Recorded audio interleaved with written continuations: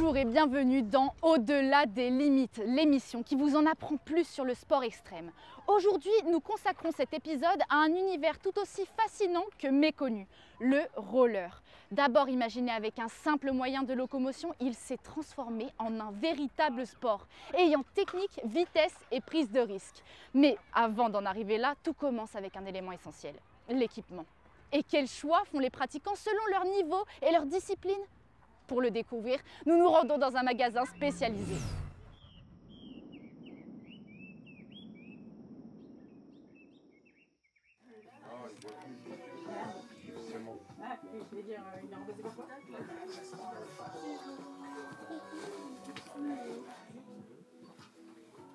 Alors la boutique Click and Roll existe depuis 2010, donc ça fait donc 15 ans aujourd'hui que j'ai monté la boîte. Nous on a beaucoup développé notre gamme, à la base on était uniquement un magasin de roller et aujourd'hui on a développé sur d'autres disciplines.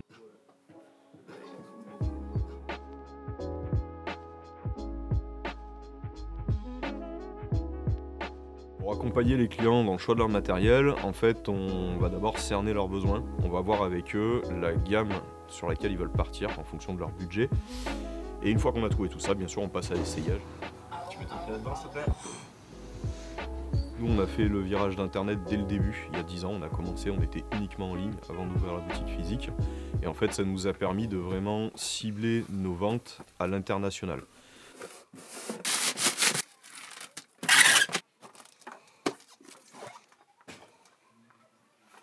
Est-ce qu'il y a un meilleur roller que les autres ? Je pense qu'il y a du matériel très performant, mais qui ne va pas à tout le monde. On peut faire des customs de ouf sur mesure. Généralement, ça s'adresse à des personnes qui sont déjà pratiquantes. On préfère démarrer doucement et faire monter les gens en gamme au fur et à mesure de leur évolution de patinage, plutôt que de les pousser directement vers un patin très cher.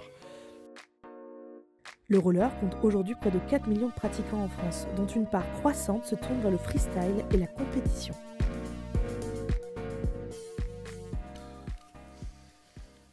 Je prépare les roues pour le remonter sur les patins avec les platines. Et donc dans chaque roue, il faut mettre 2 roulements et une entretoise pour que quand tu serres la roue dans la platine, tu n'écrases pas les roulements. Et on utilise une petite presse pour être sûr de rien abîmer.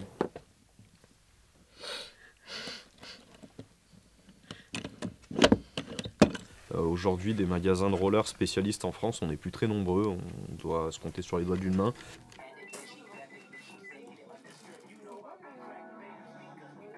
L'avenir des sports extrêmes est en plein développement aujourd'hui. Moi, j'ai connu le roller dans les années 90. Aujourd'hui, le sport extrême est popularisé via les sports olympiques. On a le BMX qui est rentré en sport olympique, on a le skateboard également. Ça se développe. Le roller est un des plus vieux sports de glisse, malgré qu'il soit peu médiatisé. C'est un des plus vieux.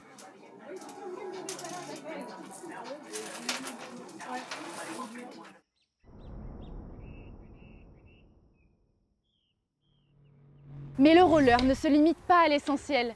Derrière chaque figure, chaque performance, il y a une préparation physique et mentale exigeante. Dans cette partie, nous irons à la rencontre d'un préparateur physique d'un centre de recherche à Montpellier, ainsi qu'une préparatrice mentale.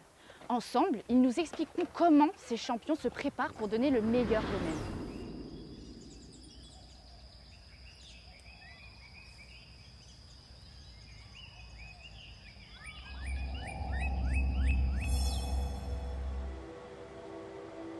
Les données analysées par Euromove permettent de comprendre des détails techniques invisibles à l'œil nu, comme la stabilité des figures en l'air ou les risques de blessures.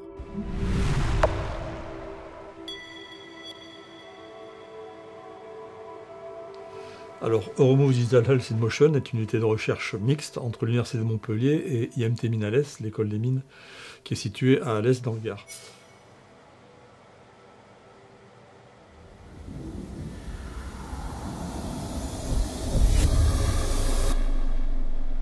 Euromove DHM développe des méthodes et des techniques pour analyser le mouvement humain et améliorer la santé des patients en utilisant des techniques numériques telles que l'intelligence artificielle ou encore le développement logiciel.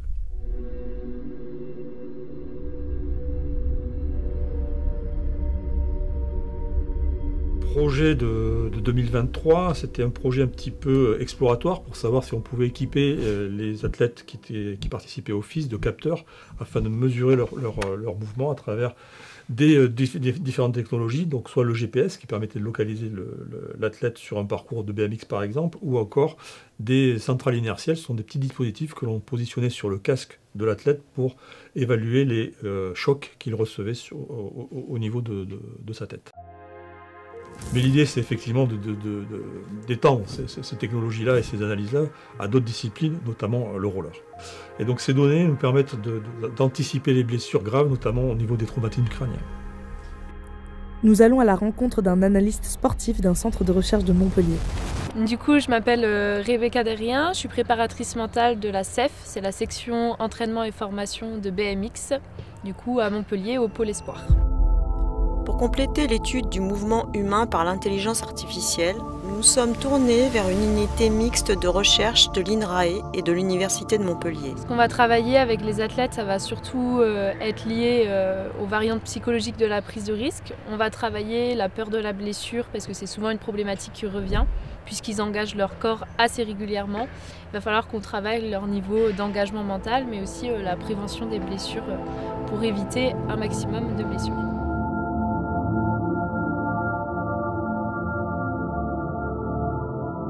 Il travaille sur l'acteur principal de nos mouvements, le muscle squelettique. Les deux vont être liés directement, que ce soit le physique sur le mental, mais aussi le mental sur le physique. Donc c'est pour ça qu'ils doivent être travaillés ensemble. Près de 80% des athlètes de haut niveau font appel à un préparateur mental pour améliorer leur performance. Ensuite, pour optimiser encore plus la concentration, on va conseiller aux athlètes de faire de l'imagerie mentale. Pour, du coup, une fois que tu as choisi le run, visualiser ton run. Et ensuite, chaque athlète va avoir des techniques de concentration différentes. Il y en a qui vont avoir besoin de silence, donc essayer de se mettre dans leur bulle. Il y en a qui vont avoir besoin de mettre de la musique. Et après, du coup, chacun va avoir ses solutions. Leur but est de comprendre son fonctionnement et sa physiologie. Mais à quoi servirait toute cette préparation sans les athlètes eux-mêmes ? Dans cette dernière partie, nous suivrons le parcours d'un rollerman. Il nous ouvrira les portes de son quotidien et partagera avec nous les coulisses de sa carrière. Ses défis, ses victoires et l'exigence de la compétition de plus haut niveau.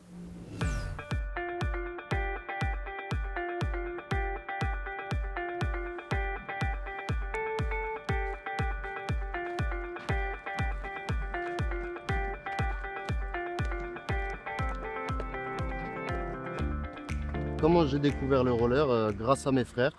Ils ont commencé et directement, moi j'ai demandé à ma mère de m'acheter une paire de rollers.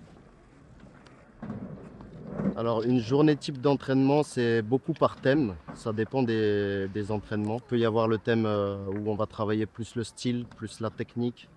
Et certains thèmes seront plus axés sur les rotations et l'amplitude.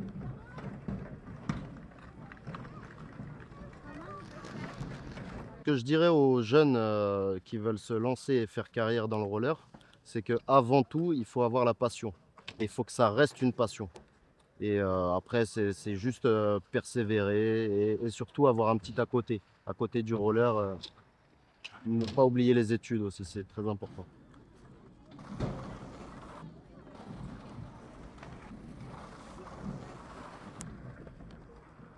Comment je gère la pression avant compétition?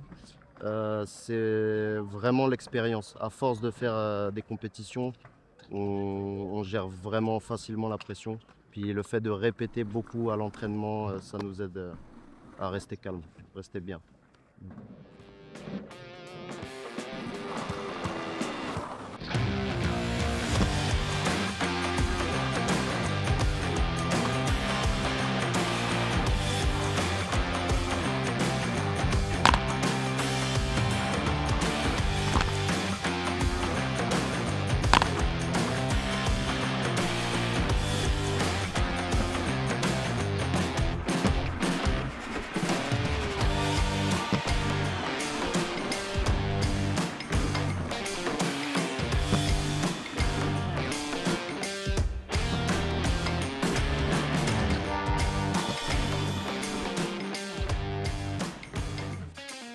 À quel moment on découvre que ça peut devenir une profession, c'est difficile à dire. Pour moi, ça n'est pas une profession. Je dirais que 99% des riders n'en feront pas une profession.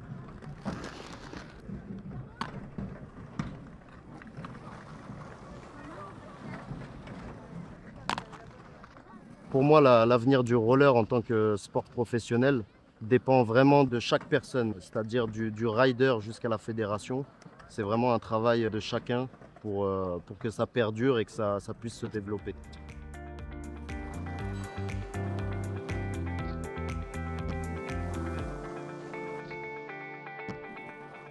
Et voilà, cet épisode touche à sa fin. Nous espérons vous avoir fait découvrir une autre facette du roller entre passion, engagement et quête de performance. De la vente des rollers à l'entraînement des artistes, ce sport extrême est bien plus complexe qu'il n'y paraît. À très vite pour un nouvel épisode consacré cette fois au snowboard.